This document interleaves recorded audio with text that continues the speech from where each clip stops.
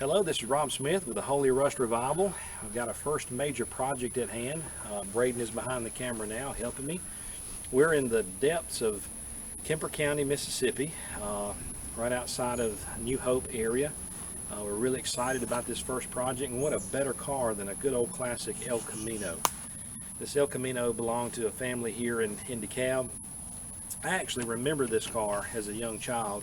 I always, as a young gearhead, connected people's cars to whoever they were, and I didn't really know whose car this was, but belonged to a guy named Mr. Bernard Rush, who was the father of Carol Ann Pittman, who has contacted me about getting his car going again. This particular El Camino has sat here for about 7 years, has not been cranked or turned over. I don't really know the reason why it went down, other than maybe just battery went down and this and that happened and the car just got put down. So they're really desiring to get it going again in memory of her father, to keep the car, to keep it going, and make it something that's very reliable. So what we're going to do today is work on this car, tinker with it, and see if we can actually get it to fire off. And hopefully it'll drive itself on the trailer, but we won't be able to promise that until we go through a few things. So anyway, hope you enjoy this little segment of Holy Revival Rust Garage, or the Rust Revival Garage. I've got to work on that name a little bit. It's a little hard to say and come off the tongue. Might even change it in the future, I don't know. But here's our first project, a 1983 Chevrolet El Camino.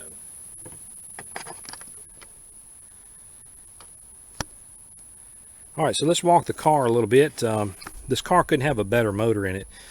It's actually a 5.7 liter. A lot of these cars came with V6s, and a lot of them came with 305s, which are 5.0s. But this one actually has the good, true, and tried, tested 5.7 liter. So very excited about this. The car body is very straight. As I said, it's been sitting here a while, so you can see it's almost kind of formed itself into the dirt a little bit. We've been airing tires up. We just put a fresh battery in it, and we haven't done anything else to it yet. That's why I wanted to show you this video at the very beginning.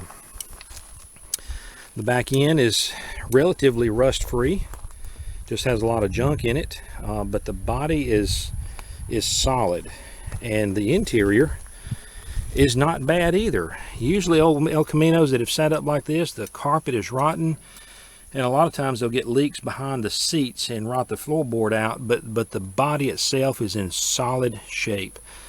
So this is going to be a very good restoration. We'll see how far we need to take it. The mileage on the actual car is reading 36,882, which I'm guessing that's probably 136,000 miles. But it is a model that has a tachometer in it, so that's kind of an upgraded model. It does have power windows, power locks, and all the features: tilt steering, air conditioning. So this will be a very good car if and when it gets going. All right, so a couple things we need to check right off is, first of all, the oil. And the oil actually looks really good. It's a shade bit above the full mark, but it's clear. It doesn't have any water or anything in it, so that is a great sign for this motor. Next thing I want to check is the antifreeze. If it has good water antifreeze in it, that means we don't have any holes in the block. And if it looks, oh yeah, look at that, Braden. It's good and green, which means it's got good antifreeze in it. It has not frozen, and it's full of water, meaning that it doesn't have any cracks in the block. So I'm excited about that. Those are two very, very good signs.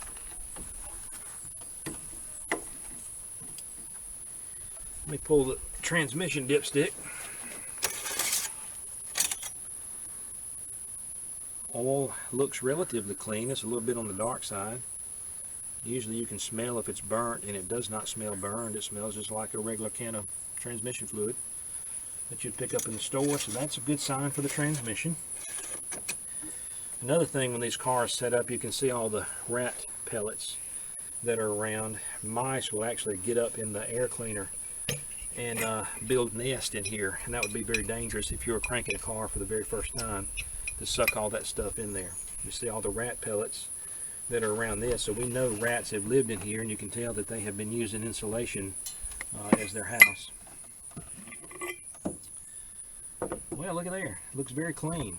very, very clean. The carburetor does not have a lot of soot on it, so that's a good sign. Everything is moving freely, and there's no rat refuse in there, so that's very good. I think this is going to be a very good, solid start today. I'm just going to kind of set that back on there for now because we're going to need to access that again in a minute. Now, the other thing I would normally like to do in this situation is try to turn the engine over by hand, but still got the old smog system on there and all of that, and I have tried and attempted to turn it, but without a pull handle I can't really pull on the engine. So in just a moment we're going to see if this hot battery will turn the engine over, and if so, we're going to try to fire it up. All right, so Braden is going to turn the key on and let's see what happens. Let's see if we have any life in the car. Go ahead, Braden. Good. I hear that sound. You've got lights coming on the dash. I hear a clicking sound under the hood. Those are good signs. Braden, try the lights. Lights work. Try to hit the brights. Do you know how to do that? Pull the blinker switch back. Yeah, got one bright working, so that's a good sign. All right, so the car has life. Braden, I want you to just bump the key. I mean, just slightly bump it. Oh yeah, there you go. Hit it again. Bump it again.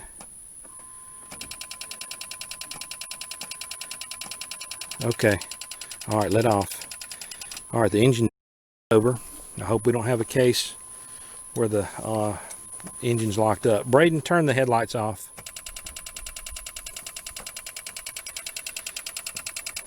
Try to bump it one more time.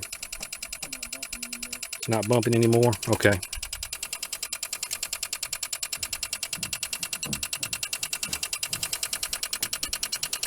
All right, this battery cable is a little loose. Try it again. All right, let me put the camera on the tripod and try some things. Cut it off completely. All right, so here's where we are out in the field. We put a fresh battery in it. We checked all the fluids. Everything looks good. First time we hit the starter, the starter bumped a little bit and then didn't move anymore. So I don't have the ability out here in the field to actually put a pry bar on the crankshaft and get it to turn. So we have one of two scenarios. Either we have, or three maybe, cables going to the starter are bad, the starter itself is bad, or potentially the engine itself is locked up. It's one of those three scenarios. So I think what we're going to decide at this point is to get air in the tires, get it to where it's movable, mobile, get it on the trailer, and get it to the shop. And it's just hard to actually diagnose those things out here in the field. So we're going to get it to the shop and see where we need to go from there. Hopefully, cross our fingers, the engine is not locked up, because if it is locked up, it's going to make this project one that you almost have to ask whether it's worth it or not. So cross your fingers on that. What we're going to do now is air the tires up, get it on the trailer, and head to the house. All right, so we're working on getting the car up on the trailer. You know, if Brady and I expand our business a little bit, we're going to have to put a winch on the front. Otherwise, I'm going to have to keep telling him that's what you got to do to get ready for football. That'll work your biceps and all that kind of stuff. I think I may do that for a little while because it's actually a little cheaper that way. But anyway, here's a shot of the El Camino coming up. Now, recently I rebuilt my trailer in such a fashion that I hope it would make it easier to put cars on here, because as you can see, this El Camino is rubbing right there. So I eliminated the metal down here that a car would scrape on, and I just basically bent the wood over to the back. And you can see how the wood actually has a curvature right here. Before, I had a metal bar in here that would drag everything that I pulled up on the trailer, and it caused a lot of headaches. So it looks like this is working out good. All right, Braden, you about to the end? Give it a few more clicks and then I'll put it in park. How's that arm feeling, buddy? You feel the burn yet? Huh? Feel the burn yet? Not really. Okay, well, keep on then, big boy.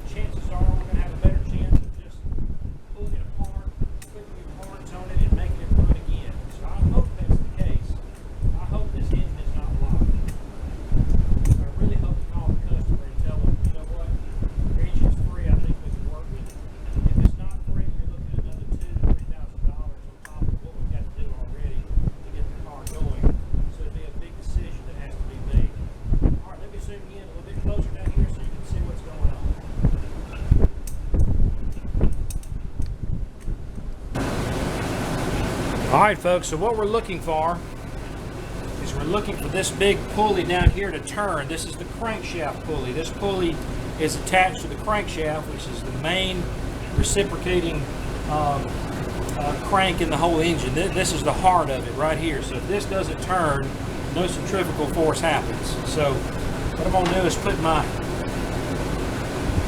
pry bar on there, my pull handle, and I'm gonna get a extension. All right, here's the moment, folks. You see that pulley turn, this project might be $2,000 less than what it would be if it didn't turn. So here we go. I'm gonna give it a good push. Oh yes, look at there. Look at there, it turned a little bit. Let's see if I can turn it some more.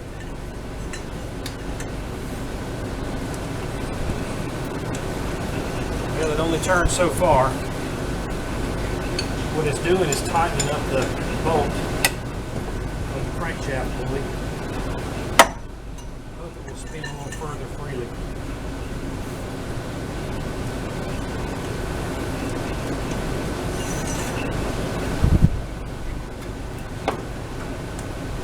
Boy, there's a ton of dirt dauber nest in here.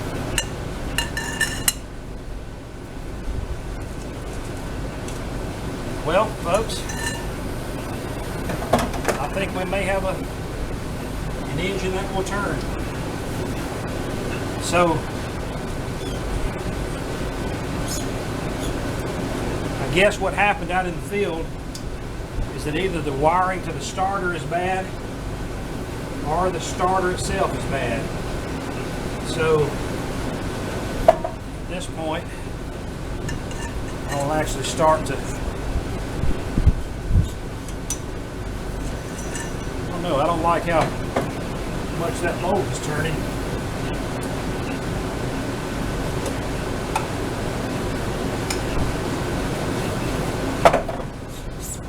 But hopefully,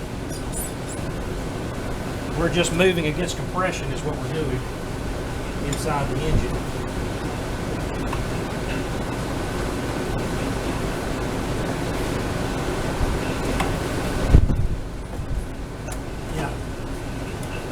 That feels real good. So the next thing I'm going to do is start chasing this wiring down to the starter back there and see what it's going to take to get the starter going. It may be the starter itself. So this is good news. Good news.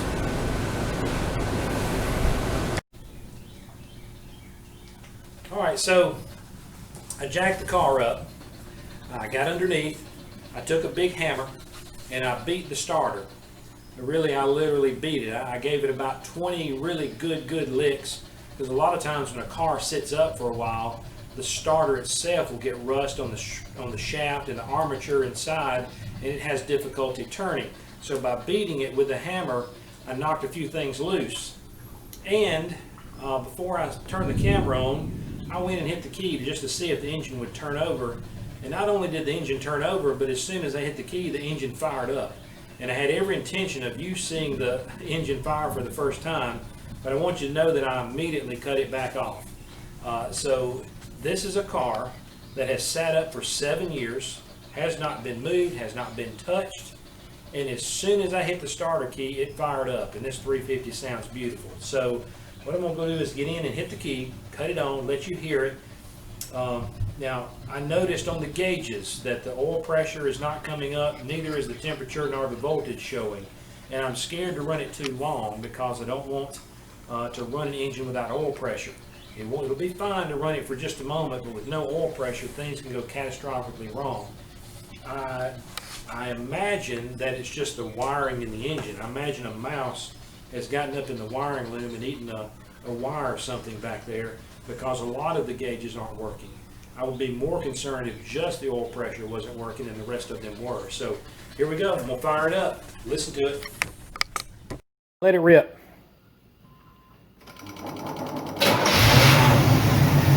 Look at there, Miss Carol Ann.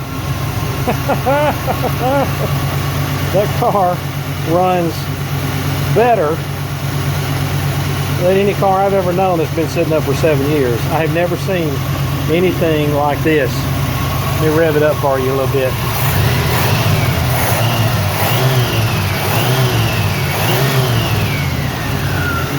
almost feel like we don't need to do anything to it. This is great. Just wanted to give you the good news.